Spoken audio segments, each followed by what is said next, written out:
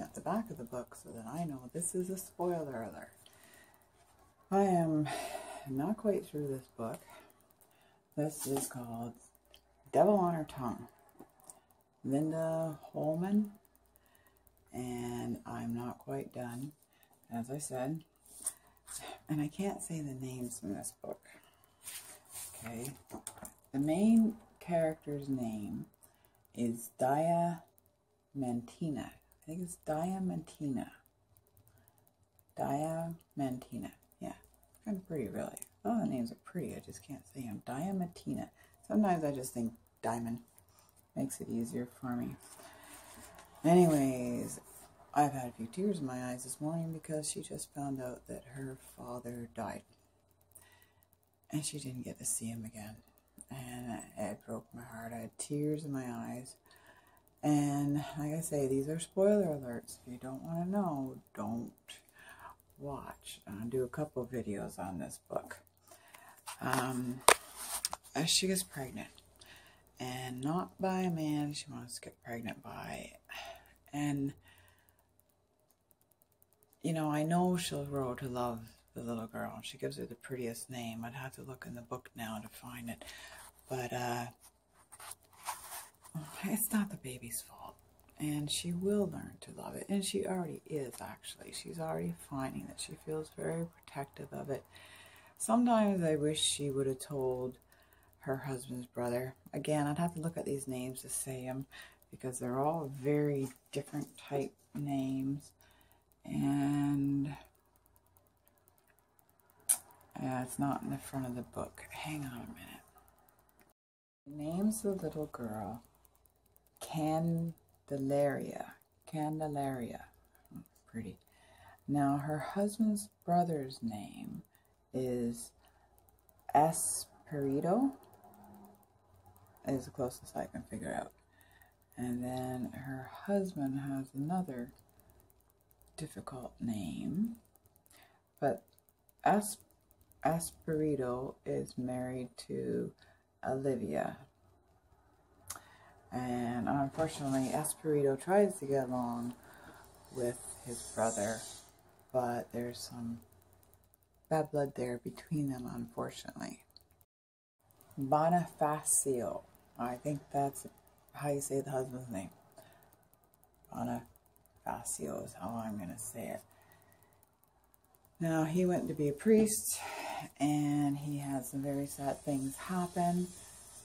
Well, a very sad thing happened, and someone died, and he ended up with a little boy that he took on, Cristiano, I think is what his name is. And then he left the priesthood. He didn't have to, but he left the priesthood and took the little boy after this horrendous thing happened, in which you don't actually read about. You only read about him telling her about it. And Bonifacio has this thing happen in his life and ends up taking on this little boy that's not his. This priest, I think he's a priest, wants Diamantina out of the town they're in. That's a whole nother story. And her mother, Diamantina's mother, passes away, who she had lived with and taken care of.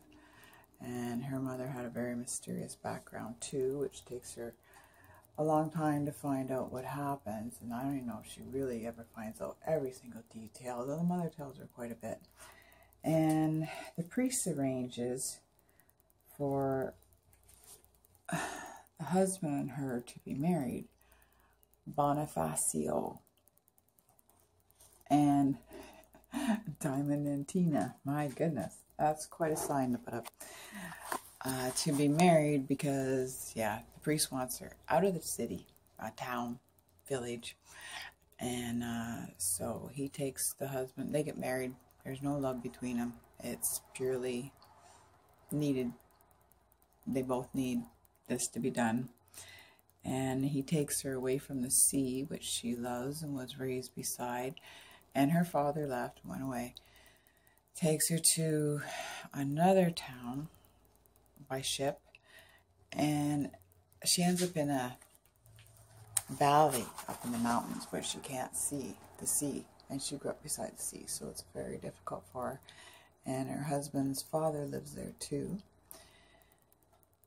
Anyways, then the father passes away, and they move into another town, and it's closer to the sea, but then she meets up with a guy she knew who lived down a ways from her by the water where she had grown up with her mother. And it's not good. Things are not good. He blackmails her. And anyways, now she has a baby by him, not her husband. The husband knows it. I won't tell you how the husband knows it. Doesn't know who the father is, but knows it's not his, and I won't tell you that part. And the brother, Espiano or whatever his name is, he also knows that the baby is not his brother's. And I won't tell you how he knows that either, but he doesn't know who the father is either. He might have an idea. Anyways, she's going to come to love the baby. It's a baby. No matter how it came about and whose it is, it's an innocent baby, and she's actually, everything she's been through, she's quite mature for her age, and I know that she's going to see, and she does. She's already starting to see that it's not the baby's fault. It's just an innocent baby.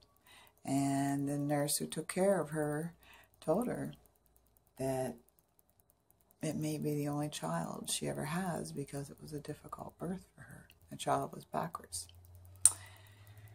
Anyways, I will do more about this book later. Devil on Her Tongue. Spoiler.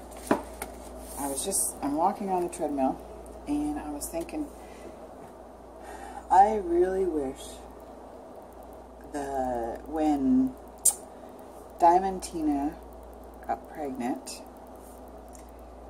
that her husband's brother, Espirito, I think his name is, I really wish he would have broke in on them, because she actually yelled out no, and I wish that he would have walked in on him, and so he would have known.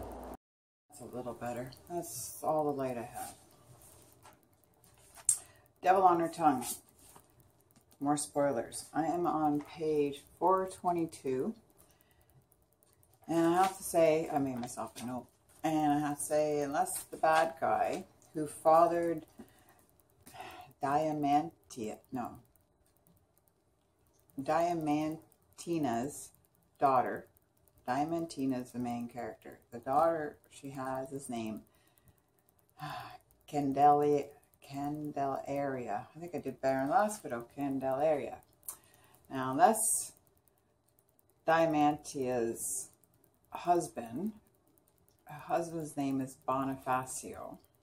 So the bad guy who fathered Diamantina's